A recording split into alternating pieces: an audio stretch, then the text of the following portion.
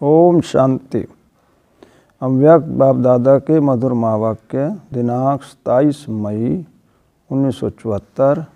विश्व कल्याण के निमित्त बनी आत्माओं के वचन भी सदा कल्याणकारी। अपने मधुर महावाक्यों द्वारा आत्माओं को महान बनाकर विश्व परिवर्तन करने वाले, आत्माओं की कर्म कहानी को जानने वाले तथा रहम दिल विश्व पिता शिव बाबा बोले, आवाज़ में आने और आवाज़ से परे होने में कितना अंतर है। क्या इसके सभी अनुभवी बन चुके हो? माइक में कुछ आवाज़ क्लियर नहीं था। देखो, आवाज़ अगर यथार्थ नहीं है तो अच्छा नहीं लगता। यंत्र में जरा भी खिटपिट होती है तो ऐसी आवाज़ पसंद नहीं करते हो ना। ऐसे ही आपका यह यंत्र मुख भी माइक है। इस मुख द्वारा भी जब कभी यथार्थ व युक्त बोल नहीं निकलते हैं तो उसी समय सबको क्या अनुभव होगा? या उस समय आपको मालूम नहीं पड़ता है क्या? जब स्थूल यंत्र का आवाज़ भी पसंद नहीं करते हो तो नेचुरल मुख द्वारा निकला हुआ बोल व आवाज़ समय को भी और सर्व को भी ऐसे अनुभव होना चाहिए। अगर यह महसूस करो तो इस घड़ी से क्या परिवर्तन हो जाएगा, क्या जानते हो? इस घड़ी से सदा काल के लिए व्यर्थ बोल, विस्तार करने के बोल, समर्थ समय व्यर्थ करने के बोल और अपनी कमजोरियों द्वारा अन्य आत्माओं को संग दोष में लाने वाले बोल सब समाप्त हो जाएंगे। महान आत्माओं के हर बोल को महावाक्य कहा जाता है। महावाक्य अर्थात महान बनाने के महावाक्य। महावाक्य विस्तार के नहीं होते। जैसे वृक्ष के अंदर बीज महान है और उसका विस्तार नहीं होता है, लेकिन उसमें सारा सार होता है। ऐसे महावाक्य में विस्तार नहीं होता किंतु उसमें सार होता है। क्या ऐसे सार युक्त, युक्ति युक्त, योग युक्त, शक्ति युक्त, स्नेह युक्त, सम्मान युक्त और समृद्धि युक्त बोल बोलते हो? जैसे आजकल की दुनिया में जो विनाशी पद धारण करने वाली विशेष आत्माएं हैं, वह भी अपने हर बोल को चेक कर फिर ही बोलती हैं कि कहीं मेरे द्वारा ऐसा कोई एक बोल भी ना निकले कि जो देश में व साथियों में संघर्ष का आधार बने। ऐसे ही विश्व का कल्याण करने के श्रेष्ठ कार्य में निमित्त बनी आप श्रेष्ठ आत्माएं हो। आपकी विश्व में विशेष स्थिति है। आपको ये भी चेक करना है कि मेरे द्वारा जो भी बोल निकलते हैं क्या वह सर्व के व समय के प्रति कल्याणकारी हैं। व्यर्थ की तो बात ही छोड़ दो। लेकिन अभी की स्टेज के अनुसार ऐसा कोई भी शब्द मुख से नहीं निकलना चाहिए जिसमें कल्याण का कार्य समाया हुआ ना हो। पहले भी सुनाया था कि आप विशेष आत्माओं के हर बोल के महत्व का यादगार अब तक भी भक्ति मार्ग में चलता रहा है। वह कौन सा है? आपके हर बोल के महत्व का यादगार भक्ति मार्ग में कौन सा है? गीता तो ज्ञान का यादगार है। प्रैक्टिकल लाइफ में वह महत्व वर्णन करते हैं। देखो, आजकल की जो भी महान आत्माएं हैं तो भक्त लोग उनके हर बोल के पीछे सत्य वचन महाराज कहते हैं। चाहे व्यर्थ हो और चाहे गपोड़ा भी लगता हो, फिर भी समझते हैं कि ये महान आत्माओं के बोल हैं। तो यह महत्व रखते हैं। सत्य वचन महाराज का ये यादगार कब से आरंभ हुआ? पहले यथार्थ प्रैक्टिकल में चलता है, फिर भक्ति मार्ग में सिर्फ यादगार रह जाता है। यथार्थ नहीं होता है तो जब भक्ति मार्ग में भी हर बोल का महत्व इतना अभी तक भी है, जो अंतिम घड़ी तक भी देख व सुन रहे हो, तो ऐसे महत्व वाले बोल जिसमें सत्यता तथा विश्व का कल्याण हो, क्या ऐसे हर बोल निकलते हैं? दिन प्रतिदिन नंबरवार पुरुषार्थ अनुसार जो महारथी व महावीर बन रहे हैं, उन्हीं के मुख से निकलने वाले हर बोल सत्य हो जाएंगे। अभी नहीं होते हैं, क्योंकि अभी तक व्यर्थ और साधारण बोल ज़्यादा निकलते हैं। जैसे कोई लेख या आर्टिकल लिखते हैं अथवा किसी पत्र पत्रिकाओं में प्रकाशित करवाते हैं, तो लिखने वाले बाद में फिर से चेक करते हैं कि जो लिखा गया है वह ठीक है, वह प्रभावशाली है, जो लक्ष्य व टॉपिक है क्या उसी के अनुसार है। ऐसे आप भी अमृत वेले से लेकर रात्रि तक प्रैक्टिकल मन, वाणी, कर्म इन तीनों का एक लेख या लेखा लिखते हो, अर्थात ड्रामा में कर्म द्वारा नूंदते हो। रात को अपनी हर रोज की प्रैक्टिकल नूंद व लेखनी को चेक करो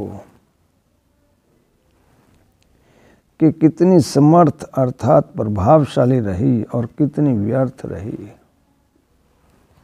क्या ऐसी चेकिंग करते हो?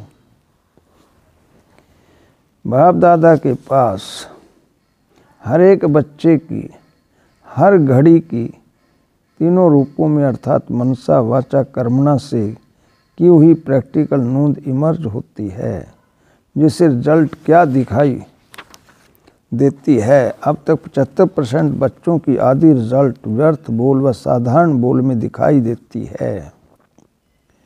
इस हिसाब से अगर अभी से ही सत्य वचन महाराज हो जावे तो कई आत्माओं के पुरुषार्थ को हल्का करने के व पुरुषार्थ को साधारण बनाने के निमित्त बन जाओ। इसलिए अब यह वरदान ड्रामा अनुसार सबको प्राप्त नहीं है।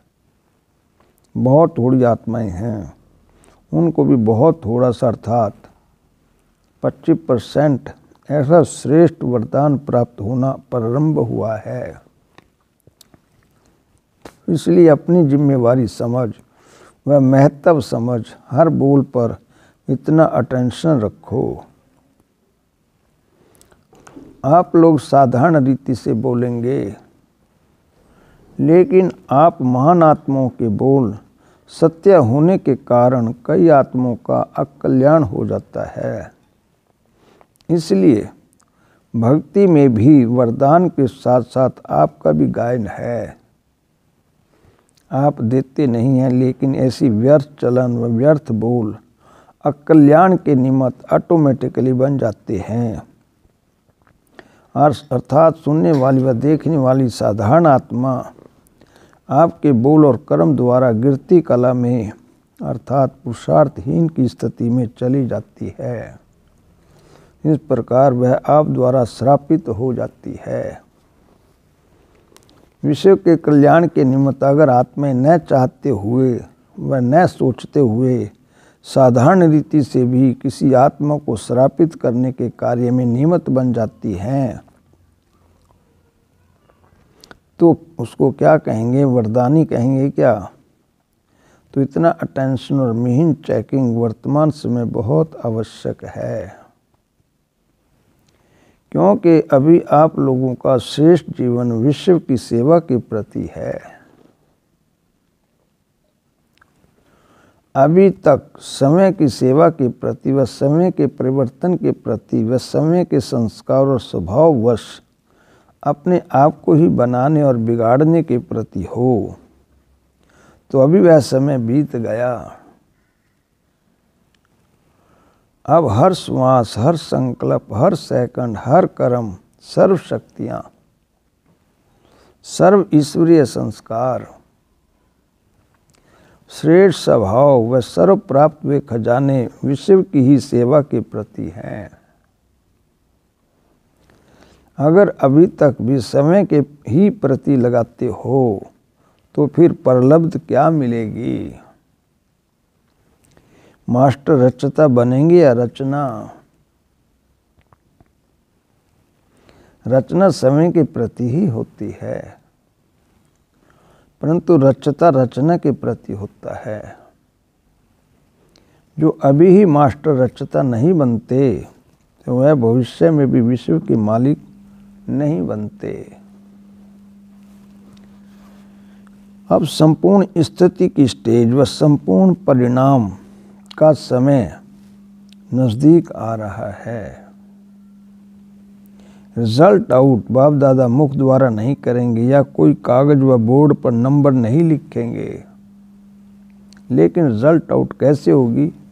आप समय ही समय को अपनी योग्यताओं प्रमाण अपने अपने निश्चित नंबर के योग्य समझेंगे और सिद्ध करेंगे। ऑटोमेटिकली उनके मुख से समय के प्रति फाइनल रिजल्ट के नंबर न सोचते हुए भी उनके मुख से सुनाई देंगे और चलन से दिखाई देंगे। अब तक तो रॉयल पुरुषार्थियों की रॉयल भाषा चलती है, लेकिन थोड़े समय में रॉयल भाषा रियल हो जाएगी। जैसे कि कल पहले का गायन है, रॉयल पुरुषार्थियों का कितना भी समय को बनाने का पुरुषार्थ करें, लेकिन सत्यता रूपी दर्पण के आगे रॉयल भी रियल दिखाई देगा। तो आगे चलकर ऐसे सत्य बोल, सत्य वृत्ति, सत्य दृष्टि, सत्य वायुमंडल, सत्य वातावरण और सत्य का संगठन प्रसिद्ध दिखाई देगा। अर्थात ब्राह्मण परिवार एक शीश महल बन जाएगा। ऐसी फाइनल रिजल्ट ऑटोमेटिकली आउट होगी। अभी तो बड़े बड़े दाग भी छुपाने से छुप जाते हैं, क्योंकि अभी शीश महल नहीं बना है जो कि चारों ओर के दाग स्पष्ट दिखाई दे जावें। जब किनारा कर लेते तो दाग छिप जाता और पाप दर्पण के आगे समय को लाने से किनारा कर छिप जाते हैं। छिपता नहीं है, लेकिन किनारा कर और छिपा हुआ समझ समय को खुश कर लेते हैं। भावी बच्चों का कल्याणकारी बन अनजान बन जाते हैं, जैसे कि जानते ही नहीं। अगर बाप कह दे कि मैं जानता हूँ कि ये दाग इतने समय से व इस रूप से है, तो सुनाने वाले का क्या स्वरूप होगा। सुनाना चाहते भी मुख बंद हो जाएगा, क्योंकि सुनाने की विधि रखी हुई है। बाप जब कि जानते भी हैं तो भी सुनते क्यों हैं, क्योंकि समय द्वारा किए गए कर्म व संकल्प समय वर्णन करेंगे। तो ही महसूसता की सीढ़ी पर पांव रख सकेंगे। महसूस करना या अफसोस करना या माफ़ी लेना बात एक ही हो जाती है। इसे सुनाने के अर्थात समय को हल्का बनाने की या परिवर्तन करने की विधि बनाई गई है। इस विधि से पापों की वृद्धि कम हो जाती है। इसलिए अगर शीश महल बनने के बाद समय को स्पष्ट देखकर स्पष्ट किया तो रिजल्ट क्या होगी यह जानते हो। बाप दादा भी ड्रामा प्रमाण उन आत्माओं को स्पष्ट चैलेंज देंगे, तो फिर क्या कर सकेंगे। इसलिए जब महसूसता के आधार पर स्पष्ट हो, अर्थात बोझ से समय को हल्का करो, तब ही डबल लाइट स्वरूप अर्थात फरिश्ता व आत्मिक स्थिति स्वरूप बन सकेंगे। अच्छा, रहमदिल बाप के रहमदिल बच्चे श्रेष्ठ और सदा स्पष्ट दर्पण रूप दिव्य मूर्त, ज्ञान मूर्त, सदा हर्षित मूर्त, सर्व आकर्षण से दूर रूहानी आकर्षण मूर्त, दिव्य गुण मूर्त, सर्व आत्माओं के कल्याणकारी, कल्याण के आधार मूर्त, ऐसी महान आत्माएं और सर्वसेवल आत्माओं को बाप दादा का याद प्यार और गुड नाइट व नमस्ते। मुरली का सार। पहला पॉइंट, महान आत्माओं के हर बोल को महावाक्य कहा जाता है। महावाक्य अर्थात महान बनाने के महावाक्य। ऐसे महावाक्यों में विस्तार न होकर सार होता है। दूसरा, संगम युग में आप ब्राह्मणों के बोल के महत्व का यादगार भक्ति मार्ग में सत्यवचन महाराज के रूप में अभी तक चला आ रहा है। तीसरा पॉइंट, आप लोग अमृत वेले से लेकर रात्रि तक प्रैक्टिकल मन, वाणी और कर्म तीनों का एक लेख या लेखा लिखते हो। रात्रि को रोज अपनी प्रैक्टिकल नोंद व लेखनी को चेक करो कि वह कितनी समर्थ रही और कितनी व्यर्थ रही। ओम शांति।